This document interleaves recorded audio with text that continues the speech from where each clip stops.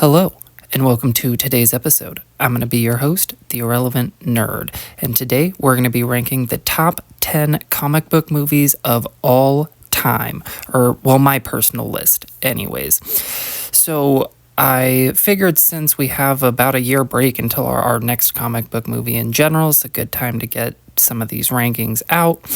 I am going to start off with some honorable mentions here because this list was actually incredibly hard to make. By this point, comic book fans have been incredibly spoiled and we have been getting great movies for decades. So this list was much harder to narrow down than I had initially expected. Like the top five, pretty easy, and then kind of filling out the top five after that were super difficult. So I do have 5 honorable mentions. I'm going to just kind of list them off really quick, no in-depth reviews here.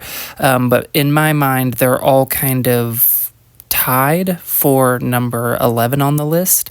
I have Spider-Man Into the Spider-Verse, Spider-Man Across the Spider-Verse, just great, groundbreaking animated films and very compelling stories, characters, voice acting is great. I absolutely love these movies, as well as the original Spider-Man from 2002, Sam Raimi's Spider-Man.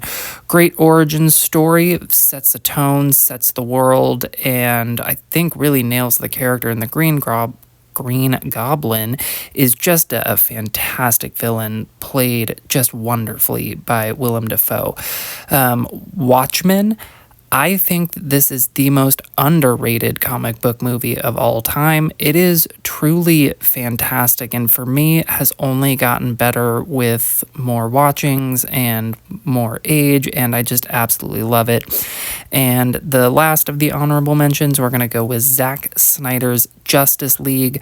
What an accomplishment, and what a gift for fans, especially fans of the release the Snyder Cut movement, that I am one of those people that I would love to see it, but I was like, there's no way that this is ever going to happen. Like, there's no way that a studio would ever allow this to come into existence. But with the way the world played out and them needing more streaming content and a big enough cry online, we get it, and it's wonderful. And I am sad that we aren't getting more of this universe going forward. But anyways, we're now officially in to our top 10 comic book movies of all time. With number 10, we are going to go with Deadpool.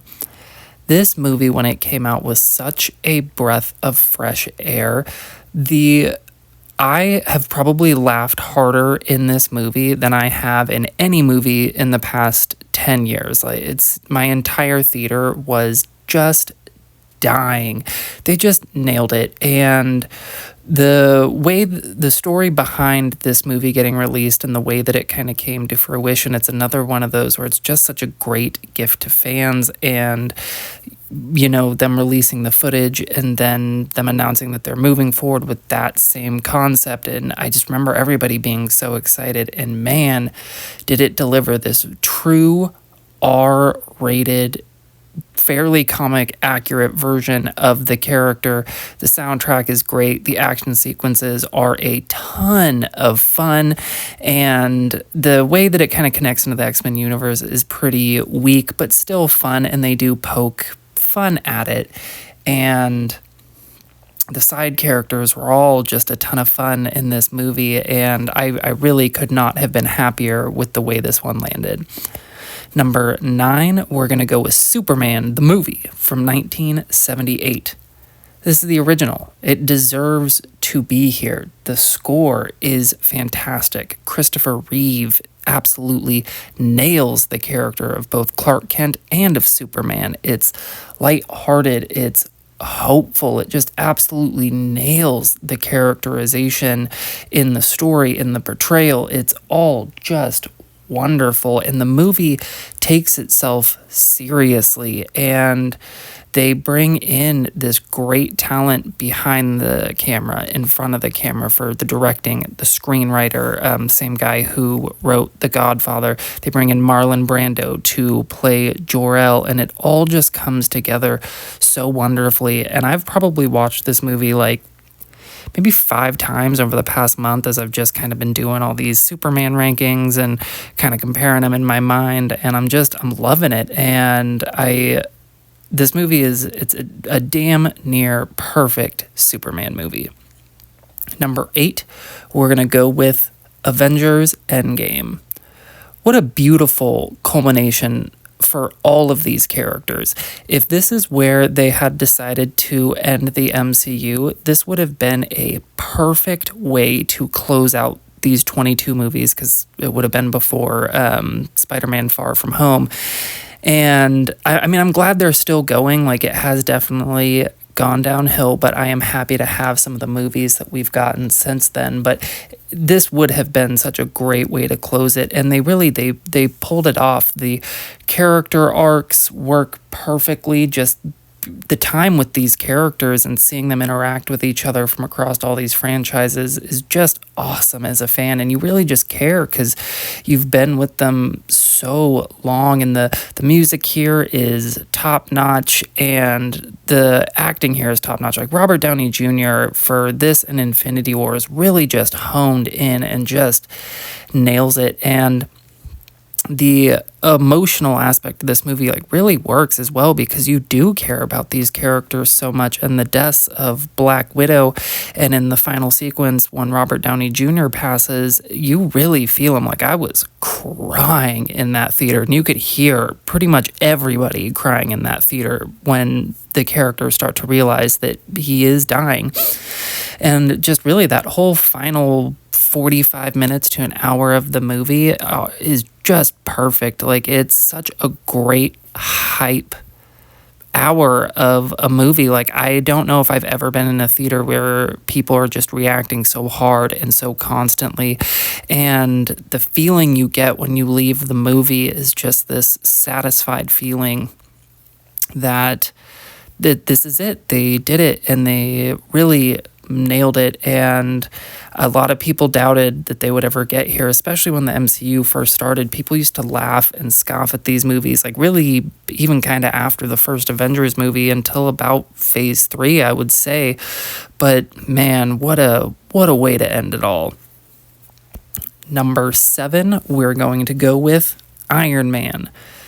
This movie is almost entirely carried off of the fact that Robert Downey Jr. is one of the most perfectly cast comic book characters of all time. He absolutely embodies Tony Stark in this movie, and so much of what carries it is his charisma, his comedy, his delivery of his lines.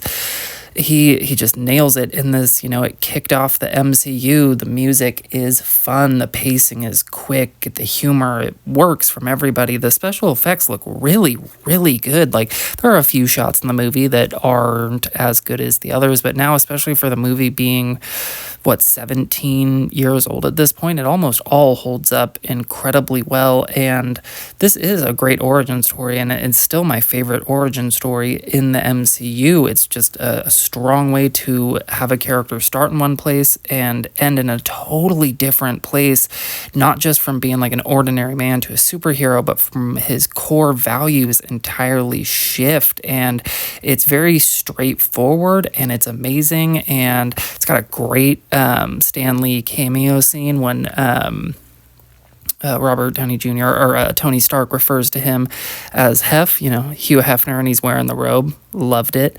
And of course, the credit scene of Samuel L. Jackson as Nick Fury coming to talk to Tony Stark about the Avengers Initiative still might be the best post-credit scene in the whole MCU, because of it just sets everything up. It's the first, and it's kind of the most effective in building the hype of like, where are we going with these next movies? And really just such an important comic book movie, and really helps set up success, not just for the MCU, but a lot of other comic book movies and just the space in general.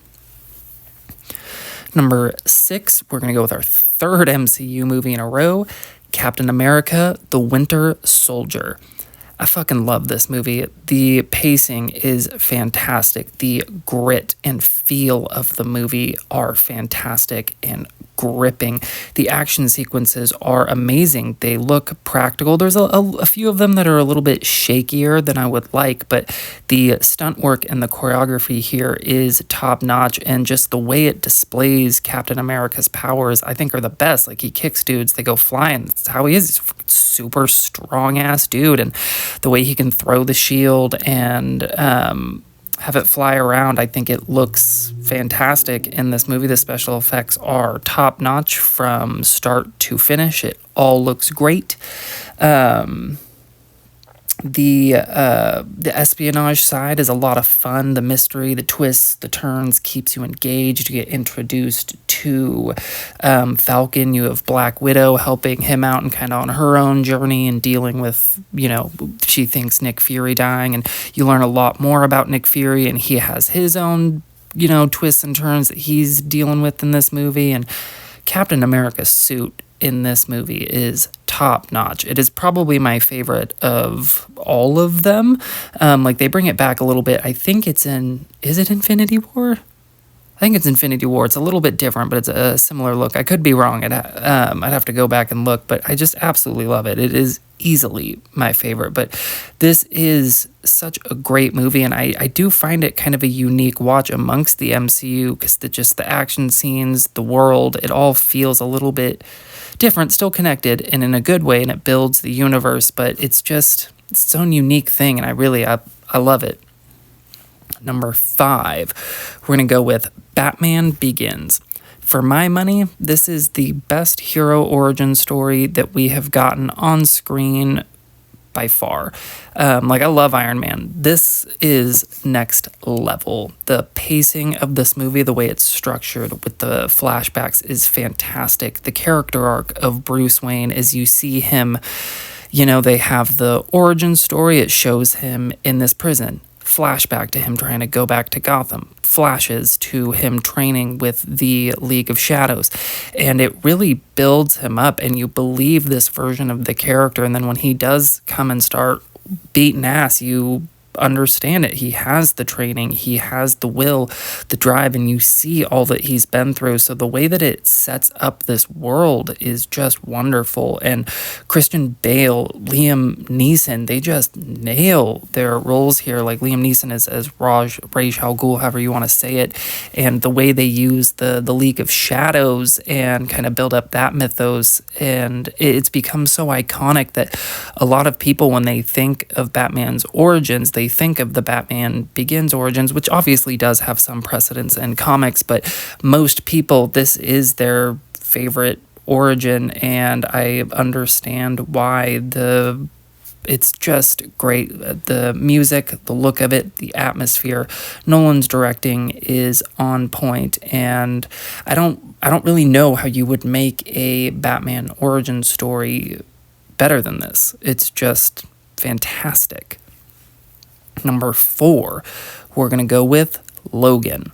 Hugh Jackman's initial final chapter to playing this version, or playing this character, which I guess this is his final chapter still, playing this version of the character, and I'm fine with the way they bring him back in Deadpool and Wolverine. And what a strong and powerful way to close out this character's arcs after being involved and really being the driving force of almost the entire X-Men universe. It's dark, it's gritty, it's emotional, it's mature storytelling. It looks incredible, it looks practical. Like, there's obvious CGI here, but really none of it stands out. Hugh Jackman is top notch here. This is his best he has ever been as Wolverine, I think, still. Patrick Stewart puts in such a great melancholy performance here. You get Daphne Keane, who I believe this was actually her very first film role ever as X-23, and what a great character to bring in to give Logan new meaning and a new way to grow after all of these years. The whole movie is so grounded but so comic booky, with the villains and the clone and these kids trying to escape, and the way that the movie ends with him dying and basically in X-23's arms as, she's holding on to him. It's powerful. And I remember a big chunk of the theater when I went and saw it, you're just kind of sitting there in silence for the first half of the credits as you kind of just take it in, and what a wonderful experience to have. And this really is, to me, kind of the benefit of having these actors play these characters so long, is when you do have an ending like this, you feel it and you care and it matters. And what a perfect way to say goodbye to, well, this version of the character. Number 3, we're going to go with Spider-Man 2. I absolutely love this movie. I've loved it since I saw it in theaters when it first came out.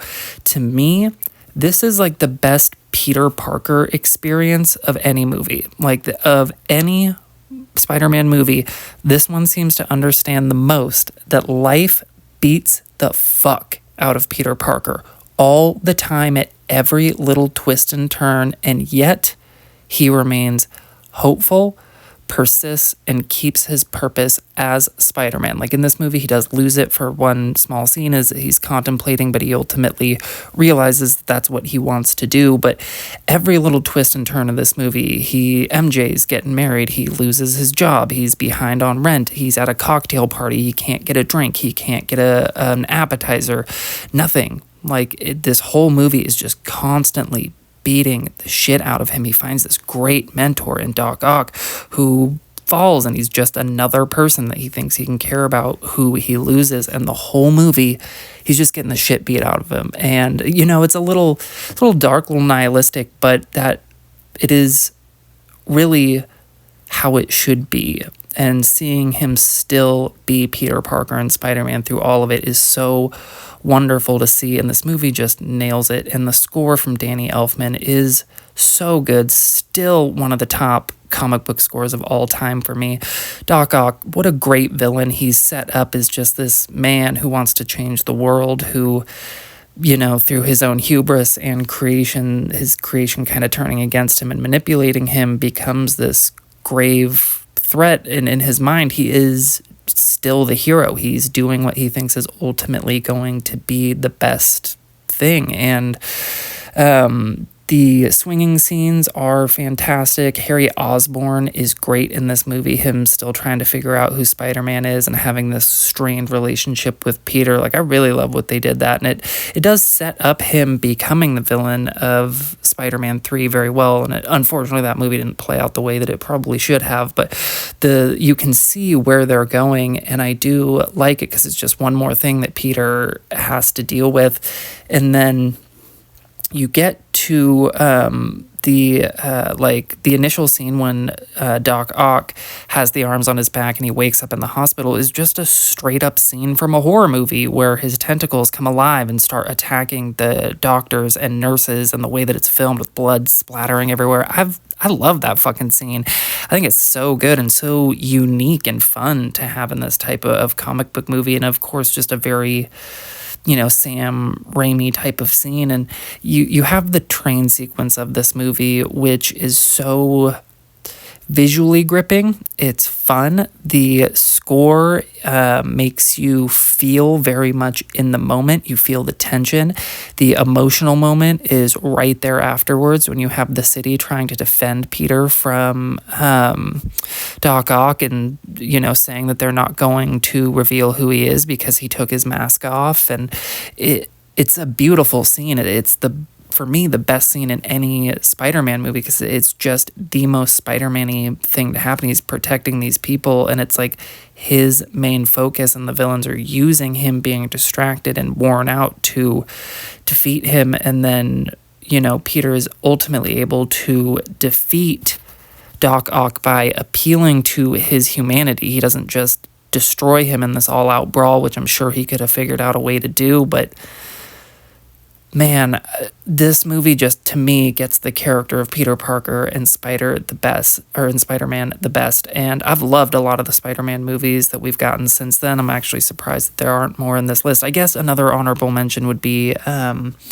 Spider-Man No Way Home. I absolutely love that movie. And but this one, to me, it just gets Peter Parker the most. Number 2, we're going to go with Avengers Infinity War. Whew. This movie is fantastic. So I've always liked it a little bit more than Endgame. One, because it's the initial time you're kind of seeing all of these franchises and universes pulled together, and I just think they absolutely nailed it. The movie flows super well. The pacing is good. There's not like a single boring stretch of this movie at all. You're just going from place to place to place with sets of characters, and they're all trying to do these different things to stop Thanos or his henchmen or get the Infinity Stone out of Vision's head. And the way that it manages to blend all of these franchises together, it works so well. Like, for the most part, I really do think they all feel like they do in their individual franchises, even though I do have like my minor gripes with each of them based off how you've seen them before, mostly Star-Lord. All of the characters are portrayed so well here. Like Peter Parker, so good. Iron Man, so good. Robert Downey Jr. just absolutely nailing his performance as Robert Downey Jr. in this and Endgame. And the music here is top notch. Alan Silvestri is just firing on all cylinders here. And this is such a perfect culmination of the MCU. Like, I understand that's not the end of the story because, you know, the good guys have to win. But what a way to bring it all together. And they really nailed it. Like, after 10 years, and this movie did not disappoint at all. And it is a movie that every single time I watch it, I like it significantly more. I absolutely love it. I think the Russos did a great job here. And it is just one of those rare examples of the movie where the bad guy wins. And obviously they have the sequel where the good guys come back, but he wins. And at the end of the movie, you have all these heroes just kind of sitting there, staring around, not knowing what to do, what's just happened, how to carry forward. And as a fan, like, you see some of the characters fade away, but you're left wondering, you're like, who else is gone? Who made it? How are they going to get all these people back? And just a great experience to be a part of. And I'm so happy that these came out in like the prime of my nerd fandom. But number one, we are going to be going with The Dark Knight. To me, there is not a single weakness to this movie. Like, there are some minor things that you can nitpick at that you might not personally enjoy, like Christian Bale's voice, things of that nature, but it's a great story. The movie is paced incredibly well. The villains are fantastic. The character arcs for Batman, Two-Face, Harvey Dent into Two-Face, and Commissioner Gordon, and everybody, all the major players in this movie really grow, as well as Alfred. And the performances from Christian Bale and Heath Ledger and Aaron Eckhart and Michael Caine and Gary Oldman are all top notch, and you believe them, every single one of them. You believe their performance. Like, there's not a single second of this movie that I don't just absolutely buy. And the score here by Hans Zimmer and James Newton Howard is just fantastic, and it's used sparingly. Like, there are some scenes, like some action scenes, where the music cuts out, and I actually think it makes those moments more powerful. Like, I know that some people don't like it, but when the semi-truck in this movie flips when Batman is chasing the Joker, and it's just dead silence except for the creaking of the metal and then the thud when it comes down, it's wonderful. I love it. And I'm going to have some bias towards this movie because Batman is my favorite, like, comic book character of all time. But I think this movie works as the best because while it is a comic book movie, it's very clearly inspired by other crime dramas, and it borrows from those movies and then transplants, like, the Batman skin onto it. But it just works. I love it. I went and saw this movie in theaters, I think 8 times, which is the most I've seen a movie in theaters. I still watch it a couple times a year. In my mind, when someone says Batman, this is typically the first thing that comes into my mind. it's that good. Like it's maybe not the definitive version of Batman for people, but is a definitive version of Batman for a lot of people. And when they do think of like Batman's origins and story arcs, like the Nolan trilogy is typically what they remember, and this movie nails it in every way. Heath Ledger obviously as the Joker, and the villain here is really what pushes this movie to be the next level. Same with Thanos in Infinity War, Doc Ock in Spider-Man 2. Is they have these great villains, and that's what really pushes them to be the top three. And I'm so thankful to have this movie, and I'm still waiting to get a Batman movie that's as good or better. I don't know if we ever will. I mean, I'm very clearly open to it. I would love it. But for me, Dark Knight easily comes in at number one. So just a quick recap. We'll go through our honorable mentions, and here I'll throw in Spider-Man No Way Home, Zack Snyder's Justice League, Watchmen, the most underrated comic book movie of all time, the original Sam Raimi Spider-Man, Spider-Man Into the Spider-Verse, and Spider-Man Across the Spider-Verse. Number 10, Deadpool. Number 9, Superman the Movie. Number 8, Avengers Endgame. Number 7, Iron Man. Number 6, Captain America the Winter Soldier. Number 5, Batman Begins. Number 4, Logan. Number 3, Spider-Man 2. Number 2, Avengers Infinity War. And number 1, The Dark Knight. So here it is. That's my list of my favorite top 10, well, kind of 15 favorite comic book movies of all time. Let me know what you think down below. Let me know what are your top 10, top 5. And really, we have so many. And I something I love when I talk to my friends about these movies is we really all have different things that we gravitate towards. Like a good friend of mine, like he has Constantine in his top 4 favorite comic book movies, and I love Constantine, don't get me wrong. Or like for me, like just out of personal enjoyment and how much I love watching them, I could even possibly push like Thomas Jane's The Punisher movie up into these, because I love its cheesiness and its corniness, the way it's directed for different reasons. But that's why I love these types of lists, is they're usually just very different from each other. And sometimes, your friends will have similar opinions and some consensus of maybe like the top 5 at the very least. But let me know your top 5, top 10, whatever you want to do. Let me know. Top 1, even that. I want to see it. Let me know. And hopefully I'll see you guys in the next one.